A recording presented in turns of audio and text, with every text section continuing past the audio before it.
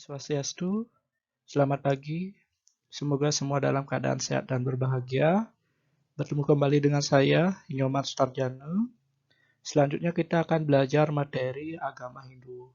Mudah-mudahan informasi ini bermanfaat untuk kita semua. Hari ini kita belajar tentang sejarah agama Hindu di Indonesia. Jadi sebelumnya kita sudah belajar tentang sejarah agama Hindu di India. Agama Hindu yang tumbuh dan lahir di India kemudian berkembang ke seluruh pelosok dunia. Salah satunya adalah ke Nusantara, ke Indonesia. Masih menjadi sebuah teori tentang bagaimana agama Hindu bisa masuk ke Nusantara. Adapun teori-teori tersebut disampaikan oleh para ahli, ada 5 teori yang menyebutkan bagaimana masuknya agama Hindu ke Nusantara. Yang pertama adalah teori Brahmana. Teori ini didukung oleh kaum Brahmana yang memiliki tugas untuk melakukan Dharma Yatra atau perjalanan suci untuk menyebarkan ajaran Dharma, ajaran Hindu ke seluruh dunia. Salah satu Brahmana yang kita kenal di Indonesia adalah Resi Agastya, yang disebutkan bahwa beliau berasal dari India Selatan yang melakukan perjalanan Agastya Yatra atau perjalanan yang tidak mengenal kembali ke India. Yang kedua adalah teori kesatria. Ini didukung oleh adanya kerajaan di India yang tujuannya untuk memperlebar kekuasaan sehingga mereka berusaha ke seluruh pelosok dunia. Salah satunya di Nusantara yang dikenal adalah Raja Aji Saka. Raja Aji Saka itu dari Saka itu adalah dari Wangsa Saka atau dinasti Saka. Raja Aji Saka sangat terkenal khususnya di Jawa dan Bali karena beliau adalah pencetus penanggalan tahun Saka ataupun aksara atau huruf Jawa dan huruf Bali. Kemudian teori Waisya disebarkan oleh pedagang yang melakukan pelayaran untuk melakukan usaha dagang, kemudian dia menetap di wilayah pesisir Nusantara, kemudian sembari berdagang juga menyebarkan ajaran agama.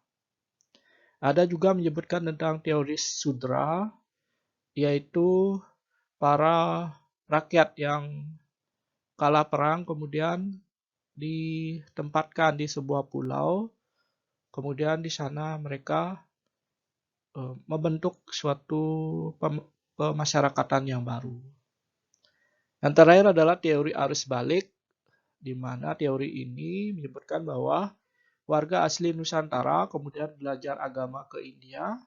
Setelah lulus, mereka kembali ke Nusantara dan menyebarkan ajaran agama Hindu. Ini dibuktikan dari prasasti Yupa menyebutkan ada Raja Kudungga. Nah, Kudungga ini kan nama asli Nusantara. Kemudian memiliki anak Aswawarman dan Mulawarman. Ini dikatakan sudah mengalami pengaruh India.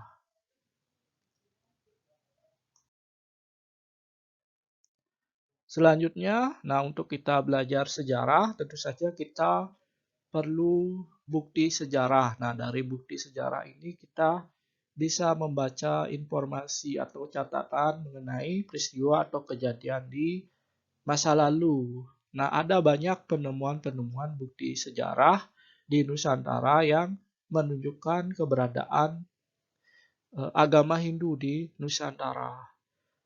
Ada prasasti, ya banyak kita mengenal prasasti ditemukan di Nusantara seperti prasasti Yupa tadi di Kalimantan Timur, kemudian di Jawa ada banyak prasasti, ada Syarutiun, prasasti Tugu, prasasti Canggal, prasasti Tukmas, dan lain sebagainya.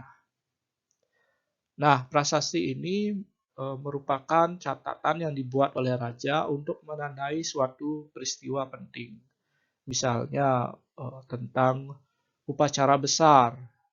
Di Yupa kan ada tentang upacara peresmian Waprakeswara, kemudian pemberian sapi kepada para Brahmana. Jadi ada peristiwa besar yang dicatat dalam prasasti yang berupa batu atau lempengan logam. Kemudian ada candi. Candi ini bentuknya mirip dengan gunung, karena gunung dalam filosofi Hindu adalah tempat suci. Nah, candi ini terbagi ke dalam 3. Ini melambangkan adanya Triloka, 3 alam. Bur, buah, suah. Alam bawah, alam tengah, dan alam atas. Nah, di candi merupakan tempat persembahyangan, peribadatan, tempat umat Hindu melakukan pemujaan. Candi banyak ditemukan di Jawa. Misalnya Candi Prambanan, Candi Jago, Candi Penataran, dan yang lain sebagainya. Kemudian ada karya sastra. Nah, agama Hindu mengenal adanya itihasa, yaitu cerita epos kepahlawanan, yaitu Ramayana dan Mahabharata. Nah, di Nusantara ini, itihasa ini diulas kembali dalam bentuk karya sastra, sehingga ada banyak kitab-kitab karya sastra peninggalan kerajaan Hindu. Misalnya tentang Arjuna Wiwaha oleh Empu Kanwa, kitab Bharatayuddha oleh Empu Sedah dan Empu Panduluh, kitab Sutta Soma oleh Empu Tantular. Ada banyak sekali kitab yang merupakan warisan dari filosofi Hindu. Nah, selanjutnya lontar. Nah, khususnya di Bali, kitab suci itu diulas dalam lontar. Jadi ada selai daun lontar yang ditulis dengan pengerupak, jadi mengabadikan suatu ilmu. Adapun aksara atau bahasa yang digunakan adalah bahasa Bali atau aksara Bali, yang ini memiliki hubungan dengan aksara Dewanagari di India. Dewanagari di India, kemudian di Nusantara dikenal dengan huruf Palawa. Kemudian dari huruf Palawa itu dikenal ada aksara Bali, Hana, Caraka, Data, Sawala, dan selanjutnya. Aksara ini mengingatkan kita tentang perjalanan Raja Ajisaka. Jadi 18 huruf ini merupakan bentuk puisi ya dari cerita Raja Ajisaka, di mana dia memiliki 2 abdi setia yang meninggal karena mempertahankan perintah dari Raja Ajisaka. Kemudian ada tradisi. Agama Hindu tumbuh dan berkembang, dia tidak menghilangkan tradisi budaya setempat. Sehingga tradisi di India itu akan berbeda dengan tradisi Hindu di Nusantara.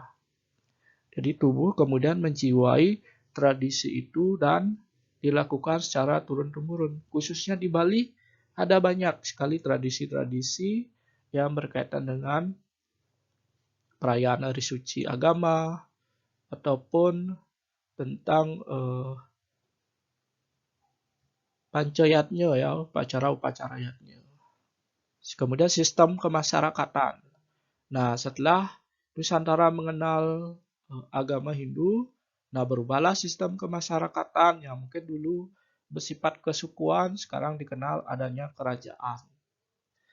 Adanya raja, kemudian adanya sistem kepemimpinan yang tentu bersumber pada kitab Manawa Dharma Sastra. Di mana misalnya pada zaman Majapahit, Manawa Dharma Sastra ini dijelaskan dalam Kutara Manawa atau kitab hukum. Juga mengenal pembagian warna, jadi ada warna kesatria, brahmana, waisya, dan sudra. Juga mengenal adanya catur asrama, pembagian jenjang kehidupan manusia. Ada brahmacari, grahasta, wanaprastha, dan biksuka.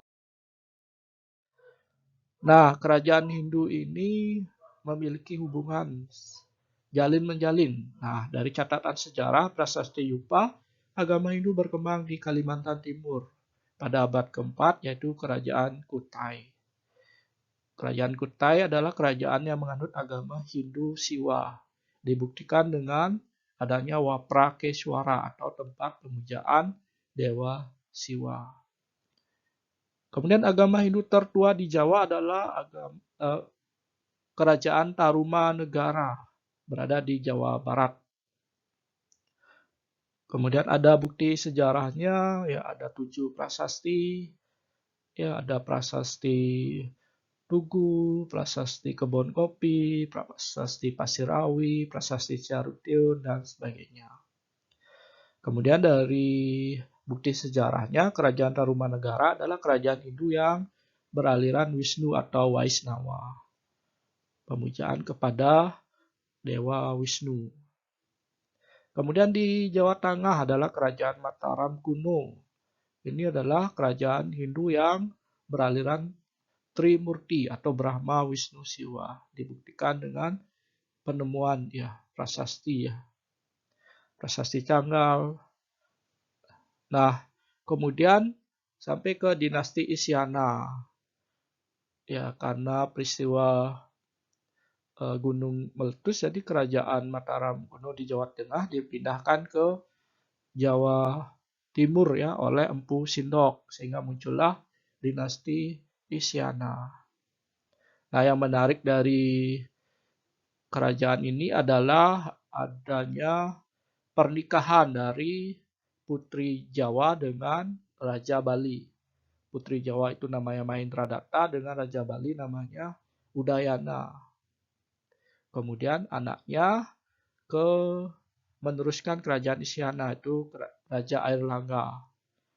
Airlangga tidak memiliki penerus sehingga kerajaannya dibagi menjadi 2, Kediri dan Jenggala. Nah, yang menonjol adalah kerajaan Kediri. Yang kita kenal adalah Raja Jayabaya dengan ramalan Jayabaya. Kemudian kerajaan Kediri ini dikalahkan oleh kerajaan Singosari oleh Ken Arok ya, dari Serat Pararaton. Ken Arok berhasil menjadi kerajaan yang besar di Singosari. Kemudian raja yang terkenal adalah Kertanegara yang membawa Singosari mencapai puncak kejayaan. Namun kemudian kembali dikalahkan oleh Kediri. Ya. Nah, kemudian Kertanegara memiliki menantu namanya Raden Wijaya. Raden Wijaya ini adalah pendiri kerajaan Majapahit. Dia mengalahkan kerajaan Kediri dengan meminta bantuan tentara Cina dari Mongol. Nah, akhirnya berdirilah kerajaan Majapahit yang terkenal dengan Patih Gajah Mada. Dengan Sumpah Palapa mempersatukan seluruh wilayah Nusantara di dalam pemerintahan Majapahit. Nah, raja atau kerajaan terakhir yang berhasil ditaklukkan adalah Kerajaan Bali. Jadi kerajaan Bali pada waktu itu dipimpin oleh Bedahulu dengan patihnya Keboiwo.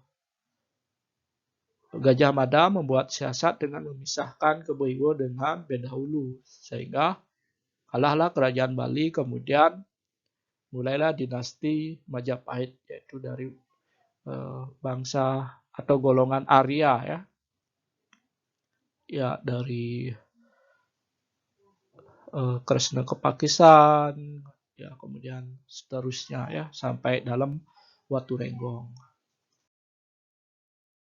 Nah, demikian sedikit sejarah agama Hindu di Indonesia.